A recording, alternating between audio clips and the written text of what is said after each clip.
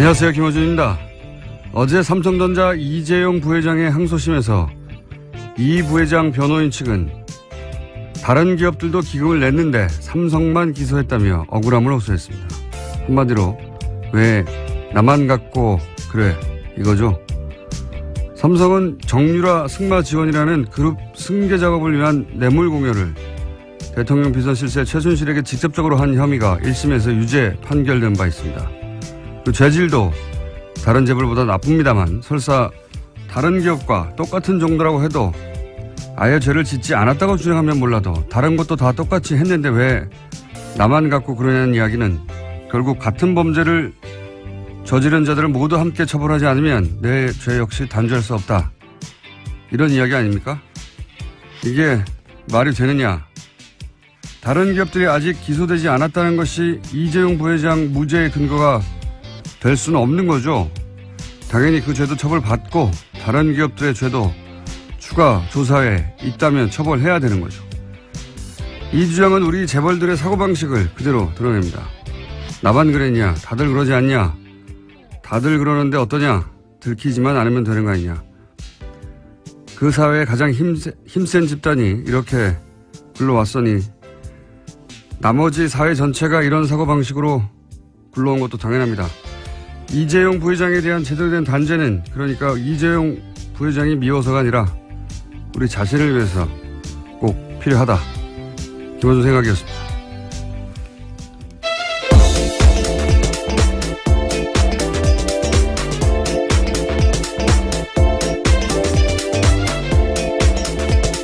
시사인의 김은지입니다. 삼성처럼 큰 기업에 변호인단이 하는 주장으로는 이상한 주장이 많았어요. 여러 개가 많았죠. 특히 말사주라고 했다라는 주장에 대해서요. 업계에서는 그런 것이 사주다, 바이의 의미가 아니다라는 주장을 계속해서 했습니다. 바이의 의미가 아니다. 심지어 국어사전까지 들고 나오면서요. 궤변을 늘어났는데 사실 설득되기가 쉽지 않았습니다. 그러니까 사주라는 의미가 아니라는 거잖아요. 이용하라라는 뜻에서 업계에서는 그렇게 보통 쓰고 있다라는 주장을 했었습니다. 말을 사주라는 의미는 정말로 사서 주라는 의미가 아니라 이용하라는 의미였다고 주장했어요. 신기한 변론입니다, 사실. 예. 자, 어쨌든 어제 그런 변론이 또 있었고요. 왜 우리만 그러냐고. 다른 데도 다 똑같이 받았는데. 다 똑같이 받았으면 다 같이 처벌해달라고 하는 게 맞는 건데, 거꾸로 왜 우리만 처벌을 하냐고. 억울하다고 얘기하는 게. 이게 맞는 변론인지 모르겠어요. 그래서 어제 특검이요. 그러면 다 고발해달라라는 취지의 반박을 했었습니다. 참. 자, 그런 일이 있었고요. 야, 오늘 첫 뉴스는요? 네, 오늘 아침 한국일보의 뉴스 제목이 눈에 띄는데요. 다스는 누구 겁니까? 검찰의 이전 3기 도전이라는 게 있습니다.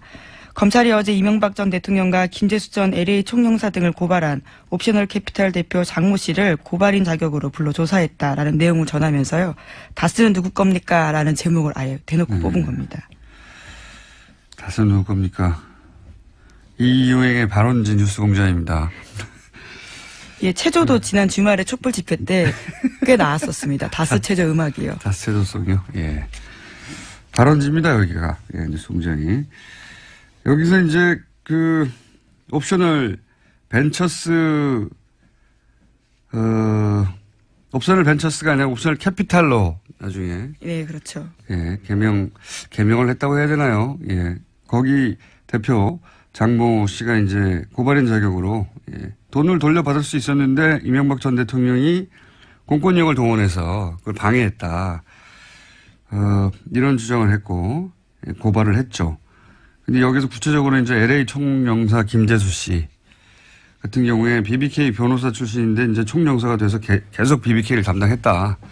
이 사실은 이명박 전 대통령 재임 기간 동안에도 나왔던 의혹들입니다. 예. 그러다가 이제 주진우 기자가 문서를 확보해서 주장 정도가 아니라 문서로 의혹을 제기하고 있는 것이고요. 검찰은 이제 이미 2번이나 했잖아요. 특검도 했고, 그 전에. 또 앞선 다른 수사가 있었습니다. 2007년에 대선 기간 동안도 수사를 했고. 네. 그래서 이미 2번 했기 때문에 이전 3기라고 하는 건데요. 대선 끝나고 나서는 특검을 따라 했고. 예. 그때 전부 다 이제 한마디로 죄가 없다고 결론이 났죠. 예. 이제 추가적인 문건 혹은 뭐 내부 고발자 등등이 나오면 양상이 달라지겠죠. 예. 어쨌든 다스는 누구 겁니까? 라는 질문이 이제 피해갈 수가 없게 됐다. 이명박 전 대통령 측에서는 아직 아무런 답변이 없죠. 예. 답변을 못하겠죠, 쉽사리. 뭐라고 답변을 하면 그 답변을 반박하는 아마 자료나 증언이 튀어나올 거기 때문에. 예, 검찰에 직접 가서 이제 소명해야 될 상황이 올 수도 있는데요. 검찰 같은 경우에는 어제 고발건에 관련해서 범죄 혐의 여부를 조사하는 과정에서 필요하다면 다스의 실소유주를 파악할 수 있다라고 밝혔습니다. 이번에는 실소유주가 나올 거라고 저는 뭐 개인적으로 예측합니다만. 자, 다스 얘기가 그래서 국감장에서도 나오고 여기저기서 많은 언론들이 다루고 있습니다. 네. 2달 전에는 아무도 안 다뤘는데 이제는 모두가 다루고 있습니다. 다음 뉴스는요? 네, 또 국정원 관련된 뉴스인데요. 국정원 개혁발전위원회가 어제 관련된 내용을 발표했습니다. 국정원 심리전단이 원세훈 전 원장 지시에 따라서 우리법 연구회 해체 촉구 심리전을 벌였다라는 건데요.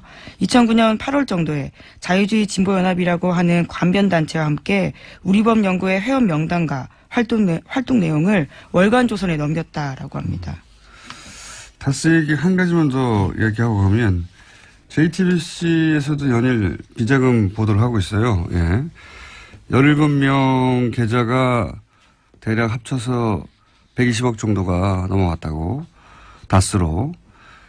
이것이 이제 특검이 발견했다고 했던 100억대 비자금이 아니냐 이런 추정을 하고 있는데 조진우 기자는 이게 다른 비자금이다라고 이제 주장하고 있고요. 근데 이제 이게 다른 비자금이냐 아니냐 중요한 게 아니라 비자금이 있었고 그게 구체적으로 밝혀지기 시작했다. 네. 네, 그렇죠. 어제 정무위에서야 관련된 내용들이 실제로 확인이 됐다라고 JTBC가 보도했습니다. 그러니까요. 이 문건은 주진우 기자가 확보했던 문건인데 내부자로부터 그 문건에 적혀 있던 금액이 실제 다스의 원장 회사의 계정 원장에 적혀 있더라. 돈이 실제 들어갔다는 얘기죠. 예. 네, 그렇죠. 입금 날짜, 금액, 개설은행 모두 비교해 봤더니 다 일치한다라는 겁니다. 예. 그래서 이제 이 비자금이 특검이 발견했던 비자금이 아니냐는 사실은 두 번째 문제인 것 같아요. 그게 아니면 또 다른 비자금이 나왔으니까 더 좋은 거고요. 네, 실소유주 의혹을 다시 한번 제기할 수 있는 거죠. 만약에 같은 거면 특검이 발견했다는 비자금의 계좌 목록을 보도한 것이 되는 거고요. 어느 쪽이든 사실은 비자금에 대해서 구체적으로 밝혀지기 시작했다. 이런 뉴스로 보시면 될 것 같고요. 방금 얘기한 우리법 연구회, 국정원 심리전단이 우리법 연구회를 해체하려고 했다는 거 아닙니까? 예, 심지어 특정 내용들을 월간 조사에 넘겼다라는 것까지 함께 나왔습니다. 국정원이 보수 매체를 활용했다. 뭐 이런 얘기고. 근데 국정원에게는 삼권 분립 이런 거 없어요. 예, 이런 거 없고. 네, 해킹까지 했던 조직이기 때문에요. 네.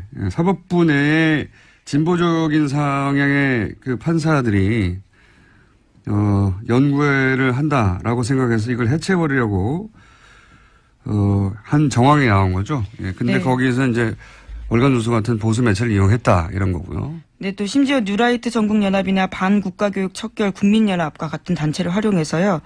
신문 광고나 기자회견 1인 시위도 했었습니다. 여기에도 국정원의 공작이 있었다라는 겁니다. 보수단체, 그러니까 기본적으로 이런 식이었던 것 같아요. 이제 계속해서 밝혀지고 있지만, 댓글로 인터넷을 공략해서 여론을 만드는 작업을 하고, 그리고 길거리에서는 어버이연합 같은 곳에서 이제 기본적으로 깡패 역할, 길거리 깡패 아닙니까? 실제로. 그리고 이제 국발협 같은 단체, 여기는 정신교육 하는 곳이잖아요. 네. 예. 소위 안보교육이라고 하지만요. 말씀처럼 정신교육 같은 것들을 훨씬 많이 했습니다. 네. 여기는 대부분 김대중 노무현 빨갱이라는 내용 하는 데거든요. 네, 사회 곳곳에 종북, 친북 세력이 있다라는 식의 주장만 한 건데요.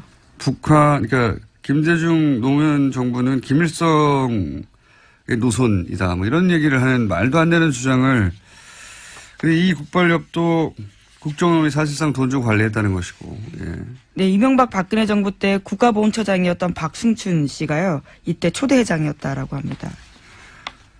전방위로 할 수 있는 모든 일을 다 했어요. 예, 모든 일을 다 해서 이전에 김대중 노무현 정부는 빨갱이였고, 예, 그리고, 그런 주장을 퍼뜨리는데 인터넷뿐만 아니라 오프라인 단체들, 협회들 다 만들어서 국정원에 해왔다라는 것이 지금 밝혀져 가는 중입니다. 네.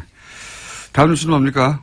네, 또 계속해서 박근혜 정부의 국가정보원 관련된 소식도 있는데요. 매년 10억 원씩 모두 40억 원 이상의 특수활동비를 청와대에 정기적으로 상납했다라는 진술을 검찰이 확보했다고 오늘 아침에 매일경제에서 보도했습니다. 이거는 새로운 종류의 특종이에요. 저도 처음에 제가 국정원 관련해서 참 아직 보도되지 않은 많은 것들을 과거로부터 들어왔는데, 예. 이거는 처음 듣는 겁니다. 이게 그러니까 국정원이 청와대에다가 돈을 상납했다는 거 아닙니까? 네, 돈을. 심지어 이현수 전 국가정보원 기획조정실장의 진술입니다. 그러니까 국정원의 예산과 인사를 총괄하는 사람의 이야기입니다. 그렇게 맞겠죠, 당연히. 네. 예. 이현수 전 기획조정실장은 제가 알기로는 박근혜 정부 내내 기획조정실장이었어요. 예. 여기서 그러니까 국정원 돈은 흔적을 찾을 수가 없단 말이죠. 특활비라고 해버리면. 근데 이제 여기서 진술이 나와서 처음으로 밝혀지는 건데, 이 돈이 어떻게 써였을까? 예. 이 돈을 예를 들어서 꼬리표가 없는 돈이니까 첫 번째 생각할 수 있는 건 개인 착복이 있을 수 있고요. 두 번째 생각할 수 있는 건, 선거 때 지원금이라든가, 예. 꼬리표가 안 남는 돈. 왜냐하면 청와대 특활비가 따로 있는데, 그리고 보수단체 활동 지원비는 기업단한테 뜯어냈잖아요. 그렇죠. 이제까지 네. 밝혀진 바로는요. 근데 가장 꼬리표가 안 남는 돈이 이 국정원 활동비인데, 이 돈을 따로 40억이나 땡겨왔다는 거는 특별히 쓸 때가 있었다는 얘기겠죠? 예. 네, 우선 건넨 사람은 특정했습니다. 안봉근 제2부속 비서관과 이재만 총무비서관에게 건넸다라는 건데요. 두 사람한테 다시 물어보면 또 어디로 갔는지가 나올 것 같습니다. 자기들이 먹었다고 하기도 그렇고, 예. 안봉근 이재만 소위 이제 문고리 3인방 중에 2인방은 사실은 매우 아무것도 아닌 혐의, 국정조사 때 불렀는데 안 왔다. 이거 그렇죠. 가지고 재판받고 있거든요. 아주 경미한 혐의입니다. 이건 뭐 벌금형도 나올까 말까인데, 제대로 된 건이 하나 걸렸네요. 예. 특활비를 40억을 받아가지고 두 사람이 직접 받았다. 이 특활비를 어디다 썼느냐. 이건 굉장히 새로운 뉴스입니다. 네, 준 사람이 한 진술입니다. 그러니까요. 액수도 특정됐고 받은 사람도 특정됐네요. 그러면 이 특활비는 기본적으로 남재준, 이병기 전 국정원장 다 걸리겠네요. 그때 기관 때 건넸다고 하니까. 예, 아무래도 전직 국정원장들과 안봉근, 이재만 전 비서관들을 모두 검찰 조사해야 할 것으로 보입니다. 남재준 원장도 이번에 피하기 어렵겠습니다. 남재준 원장 같은 경우에 지난 대선에도 출마했잖아요. 예. 그런데 남재준 원장까지 만약에 구속되면 이명박 국정원장에 이어서 박근혜 초대 국정원장도 구속되는 건데 피하기가 어려울 것 같아요. 예, 제가 보기엔. 남재준 원장 같은 경우에는 소위 세트장 압수수색, 공작, 예, 압수수색을 댓글 공작 관련해서 하려고 했더니 세트장을 만들어가지고 네, 검찰 수사를 방해했었죠. 예, 가짜 세트장을 만들어서 거기다 가짜 서류를 채워놓고 여기 압수수색하게 한 그 당시의 국정원장이거든요. 예. 그것도 피해가기 어렵고, 예. 이 국정원을 청와대 상납했다. 이게 참 상상하기 힘든 일인데, 예. 그런 일이 실제 있었다고 하네요. 남재준 원장은 또 제가 보기에는 이렇게 걸리기 시작하면 유성 씨, 서울시 네, 그렇죠. 간첩 조작 사건, 이때도 국정원장이었거든요. 예, 그렇습니다. 예. 이때 국정원이 유성 씨를 간첩으로 몰기 위해서 중국과 북한의 출입 기록을 조작했다가 중국 측이 그 기록 조작이라고 하는 바람에 들켰잖아요. 그때 당시도 간첩 만들어내는 사건이죠, 완전히. 네, 완전 조작한 사건입니다. 예. 심지어 외교적으로 아주 큰 망신을 당한 사건인데요. 아주 완전한 조작으로 간첩 하나를 만들어낸 사건인데 이때도 국정원장이었기 때문에 사실 저는 남재준 원장은 이 사건에 관련해서 법적 책임을 져야 한다고 생각해요. 직접적으로. 이게 가장 악질적인 공작이란 말이죠. 당시 이제 댓글 2013년 소위 이제 대선 직후에 댓글 때문에 이제 위기에 받았던 국정원이 사실 물타기로 만들어낸 사건이거든요. 창조해낸 사건이에요. 완전히. 그래서 중국에서는 출입국 기록을 비롯해서 중국의 이제 사실관계를 우리 사법당국이나 당국이 이제 뭐라고 합니까? 사실 의뢰? 이런 걸 하면 답이 없대요, 이때까지는. 그럴 거라고 믿고 아마 사실 조회를 했던 것 같습니다. 여태까지는 답이 없었기 때문에 중국의 출입국 기록을 조작해도 이번에도 그냥 넘어갈 수 있을 거라고 생각해서 했겠죠. 근데 중국이 하필이면 유호성 씨가 화를 해서 답변을 한 것 같아요. 그 가짜라고. 그러면서 들킨 건데 만약에 그렇게 들키지 않았다면 1,000원이죠, 1,000원. 들키지 않았다면 유호성 씨는 아마 평생에 감옥에 갔을 거고 가족들은 파탄이 났겠죠. 인생 전체를 파괴하는 공작이기 때문에. 그 당시에 심지어 그래서 새누리당이요. 오히려 중국 영사관에 대해서 북한과 연관되어 있다는 식의 주장까지 했었습니다. 윤상현 의원 같은 분들도 그런 이야기 했었고요. 네. 결국은 중국이 우리 국정원이 한 공작을 다 폭로하게 만들었더니 중국 당국도 종북이라고 주장을 했던. 근데 이제 결국 다 밝혀졌죠. 자신들이 조작을 했던 것이. 네. 조작했던 국정원 직원들 같은 경우 일부가 아주 경미하게 처벌을 받기도 했었습니다. 그리고 그 조작을 시킨 당사자 블랙 요원 같은 경우에는 뭡니까? 자살 기도를 한 적이 있습니다. 번개탄 자살 기도를 한 다음에 단기 기억 상실이 걸렸다고. 딱 그 부분만 기억이 나지 않는다라고 증언을 했습니다. 거부하고 했었죠. 코미디 같은 일이었는데 당시에 국정원장이었습니다. 근데 청와대는 돈을 상납했다. 참 상상을 초월한 일들이 벌어졌었어요. 박근혜 정부 때. 자, 다음 뉴스요. 네, 또 국정원과 관련된 소식이 하나 더 있는데요. 댓글 사건 수사 때 가짜 사무실 꾸렸다라는 국정원 직원들이 있습니다. 이와 관련해서 검찰의 참고인 조사를 받던 국정원 소속 변호사 기욱 씨가 숨진 채 발견됐습니다. 자신의 승용차에서 숨져 있었는데요. 번개탄을 피운 흔적이 남아 있었지만 유서는 발견되지 않았습니다. 국정원 관련 사건은 터지면 이렇게 꼭 한 사람씩,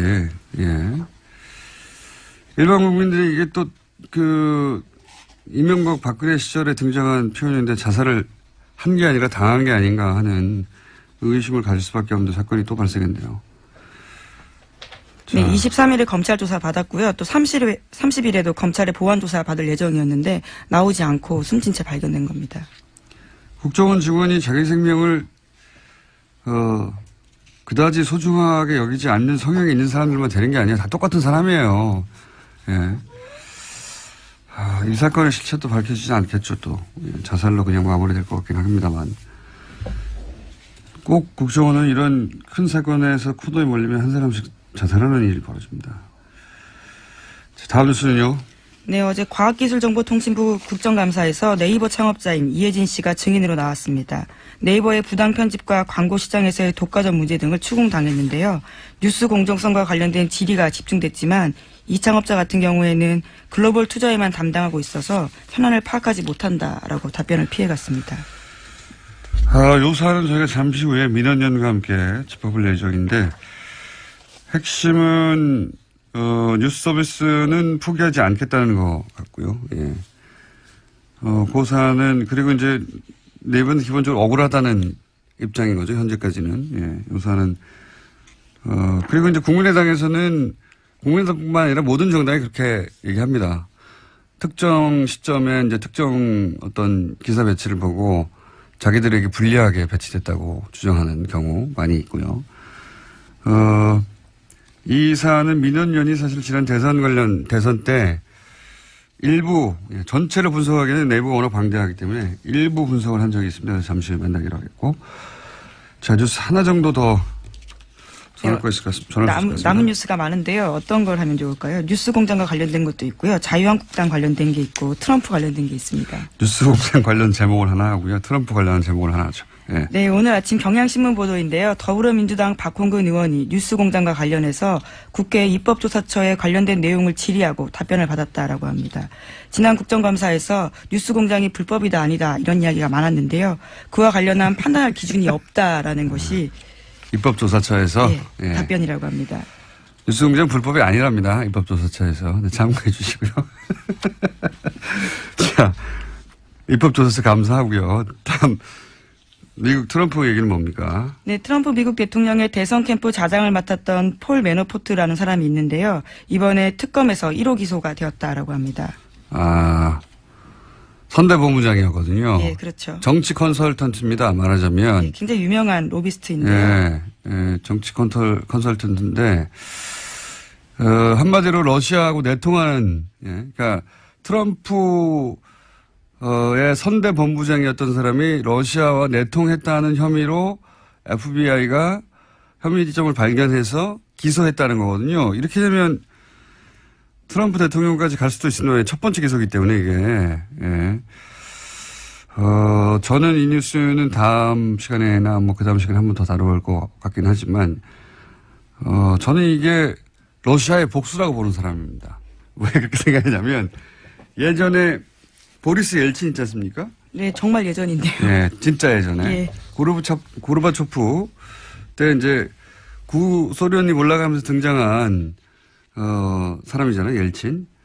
근데 두 번째 대선 때, 진짜 오래된 얘기인데, 두 번째 대선 때, 옐친이 그 러시아 대선이요. 구소련 해체된 이후에. 그때 미국의 정치 컨설턴트가 거기 대선에 개입합니다, 러시아 대선에. 개입했다기보다는 고용을 했다고 봐야 되나요? 뭐, 둘 다 개입, 고용 둘 다인데, 그러면서 그 옐친이 이기는데 기여를 해줘요. 그때 이름이 빌 클린턴과 같이 했던 딕 모리스인가요? 예. 네. 예, 그런 사람. 미국이 관련되어 있다라는 예, 말씀이시죠? 미국 그러니까 네. 정반대였죠, 지금하고는. 미국이 대선에 개입했다라는. 러시아 입장에서 개입했다고 볼 수 있는 것이고 보리스 옐친은 고용했다고 볼 수도 있겠죠. 예.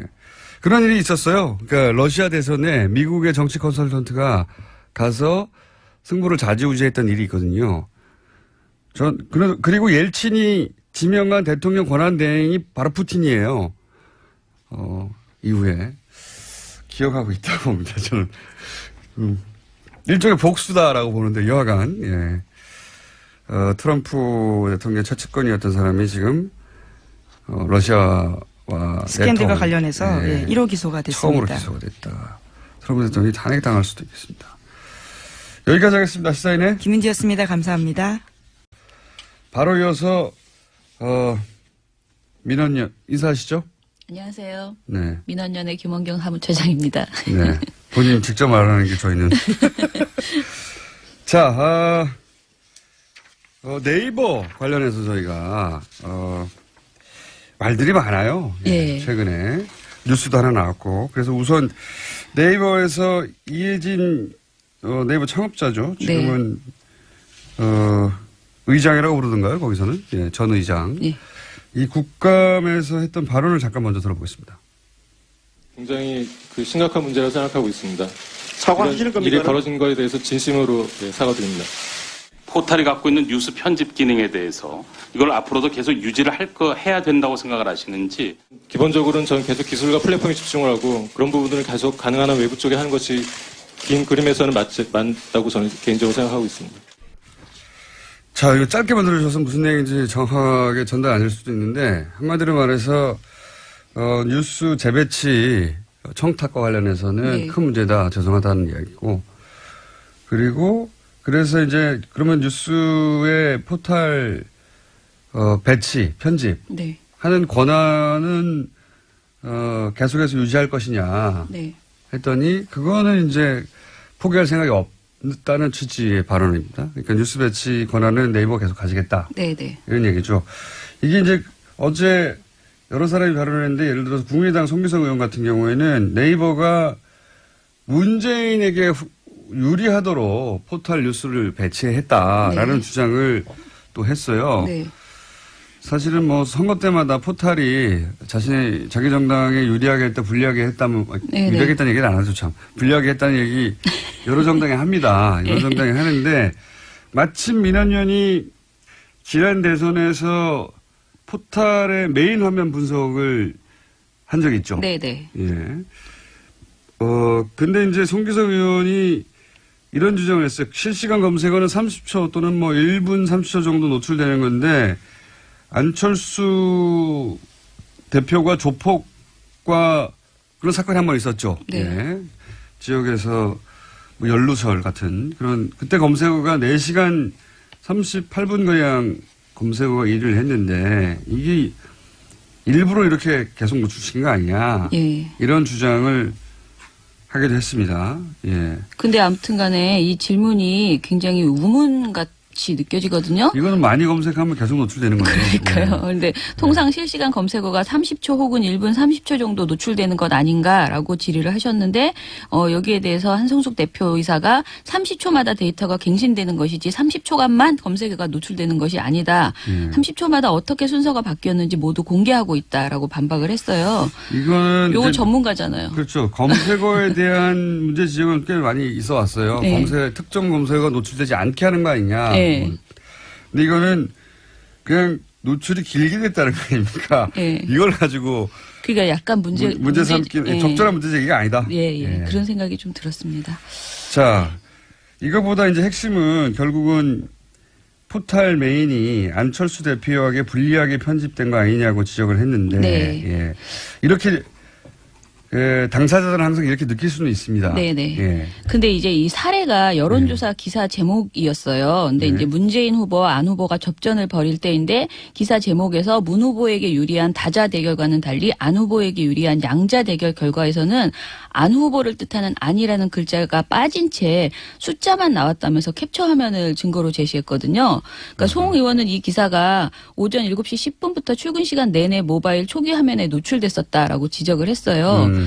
안철수의 안이라는 단어가 빠졌기 때문에 불리했다. 네네. 예. 그리고 이 문제에 대해서 네이버 측이 담당자의 실수라고 해명을 해왔다고 합니다. 그리고 실제 국감장에서도 한 대표이사가 실수가 맞다라고 말했고요. 송 의원이나 한 대표이사나 서로 실수임을 인정하고 사과하고 사과를 받아주는 모양새로 그렇게 보였습니다. 따뜻하게 마무리했어요. 네. 마무리했는데 실제 모니터링을 해왔던 민원연 입장에서는 사실 아직 이 전제를 말씀드려야 될 것 같아요.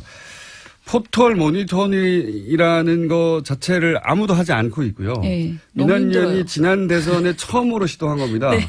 근데 이제 이게 아직 특별한 방법론이 나오지 않았기 네. 때문에 그 당시에 어떻게 했냐면 화면을 30초마다 캡처했던가요? 아니요, 그거는 1번인가요? 아니고요. 예, 1분 단위로 저희가 이렇게 1분 단위로? 자동으로 떨어뜨려서 이제 보도를 그러니까 이제 저장했어요. 계속 변하니까. 근데 네. 24시간 사람을 볼 수 없으니까 포털의 화면을 1분 단위로 다운로드를 자동으로 받은 다음에 그 화면을 계속해서 이제 분석하고 네. 비교하고 또는 특정 시간대 혹은 특정 사건이 있을 경우에 그러면서 이제 기사 제목이 중립적이냐 누구한테 유리하냐 누구한테 불리하냐 이런 것도 그런 분석하고 것들을 좀 해봤는데 노출 시간 뭐 네. 이런 거. 근데 이제 이게 완벽한 분석이라기보다는 그리고 완전히 정량적인 분석이라 할 수는 없는데 네. 기법이 없으니까 개발해가는 중이에요. 실수투성이었는데요. 일단은 저희가 당시 모니터를 할 때 가장 많이 지적된 게 기사 제목이 너무 많이 바뀐다는 거예요. 그러니까 같은 기사인지 잘 모르게 그 기사를 클릭해 보면은 다른 기사가 연결되는 경우들이 있었거든요. 근데 그 기사 제목이 단순히 글자 수를 몇 개 줄이는 수준으로 줄이는 게 아니고 맥락이 좀 바뀌는 수준으로 기사 제목이 똑같은 바뀌는 기사인데 네. 제목이 바뀌는 경우가 있다. 네, 이건 실수가 아니라는 거죠. 예. 그런데 저희가 이거를 대선 보고서를 내면서 이런 사례들을 제법 많이 이제 그 실제로 불리하게 보이는 사례들이 많이 지적을 했는데 네이버 측에서 답변을 보내왔어요. 네이버 뉴스 영역에 배열된 뉴스 제목들은 법에 따라서 그러니까 인터넷 뉴스 서비스 사업자로서 관련 법률을 준수하고 있고 그래서 원문을 그대로 서비스해야 하고 있다. 그러니까 본인들은 언론사의 동의하에 삭제하거나 제목의 길이가 아주 긴 경우 뒷부분이 말줄임표로 처리되는 경우를 제외하고는 절대 원기사의 제목의 의미가 훼손되는 일이 없도록 하고 있다라고 답변을 했습니다.